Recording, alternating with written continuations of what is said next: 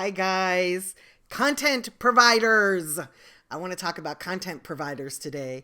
As you know, the internet world has allowed us to see a lot of the behind the scenes in different artists and different movements.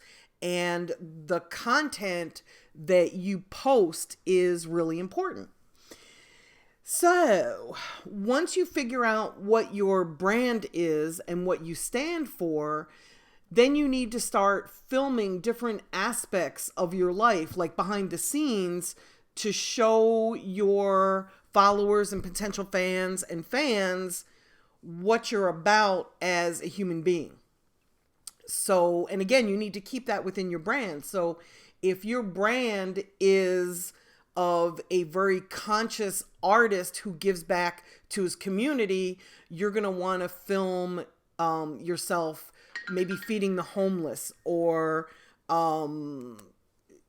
speaking at a boys and girls club in your area, or doing things that somebody who is conscious would do, right? If that's your image. You wouldn't necessarily want to film yourself selling heroin on the street or pull on a face mask and go rob a bank. So make sure, and I'm being very extreme to make my point, right? That you need to think about how people see you, and you need to deliver them the content that shows who you are within that brand.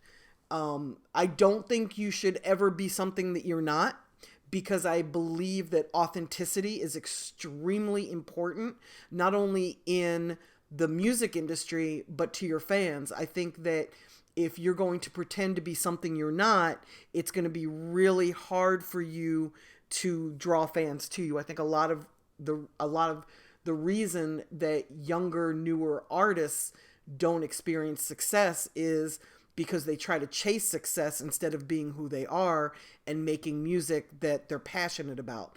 Fans can tell when you're passionate, and they can tell when you're not. I believe that comes through whether you want it to or not. So in terms of content, just make sure that your content reflects who you really are and that it's interesting. When we put artists out on promotional tour, one of the people that we always send with the artist is a videographer, somebody that can film everything that the artist is doing. So for two reasons, really. One, for content, so that at the end of each night, when the artist comes back to the hotel room, the footage can be uploaded to the website, to social media, so that fans that were with the artist during the day can go and find pictures of themselves with the artist, whether it's still footage, still photos, or whether it is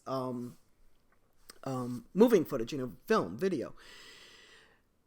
We always make sure that we try to capture the most interesting part of the day. And the cool thing about being out on promo tour is that interesting stuff always happens. We try to go by different historical sites. If we're in a place that has historical sites, we interact with the retailers in the area, the hip hop gear shops, the flea markets, the smoke shops. We're always on campus at universities. We go to high schools. So we have a variety of different things that we do when we're inside of an area. We go to the mall, we go to the theater, so that we go to clubs, where the artist performs. If it's a street festival, we film at the street festival. We really try to show a slice in the day of the life of an artist that's building a career. The second reason that we do that is so that when the artist has blown up and is successful, we can put together a documentary that has the early stages. So we're kind of planning ahead whenever we're working with an artist to that moment when it becomes time to tell their story and put out a documentary. A lot of artists, once they experience success, they have to scramble for footage to find oh God, 10 years ago, I competed in this battle, or I got to meet my idol, whoever, Too Short, and I didn't get any footage of that. So we try to collect all the footage so that when you get to that point, all you have to do is go back through your archive, and that's usually stored on a hard drive or in the cloud. But we always back it up so that there's multiple copies. That way nothing ever gets lost. But content is really how your fans are going to get to know you. You have to be more than just music today. It's not enough. Even if you're making hit records, people want to know who is that behind the music.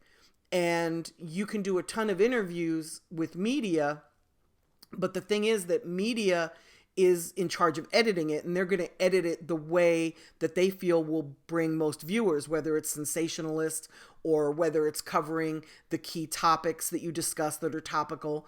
But when you film yourself and you put it out to the world through your social media and your website, you're 100% in control of the image that people see and how they perceive you. And it's very important. Perception is everything in this business. So I recommend, as part of your team, that you have somebody on board that can record everything that you're doing, edit properly, and then distribute it to your website, to social media. Somebody that really kind of gets what your goal is and what you're trying to do. When you put together a team in the music industry, it usually consists of a manager, an entertainment attorney, an accountant, a booking agent, somebody that handles social media. I call them an internet guru. And then, of course, a publicist that's going to be the megaphone to let the world know what you're doing and what you're working on. But I also add to the list of teams a content provider, somebody that can share photos and footage with the world of what it is that you're doing and what you're trying to accomplish. And you want to add new content as often as possible. In some cases, every day. You just want your fans to, and this is in addition to like what you normally post on social media, right? This is in addition to your Facebook, your Snapchat, your Instagram. From the footage that your videographer or your content provider is grabbing on you, they can, was that grammatically correct, grabbing on you? Probably not, right? But as they're accumulating, I'm tired today, can you tell? As they're accumulating this footage, they're going to have a great understanding of, what time of day should they post the footage on Instagram. What amount of time is best for your followers? Is it 15 seconds, 30 seconds, a minute? Ditto with Snapchat, ditto with still footage on Twitter. Are you going to go live on Facebook?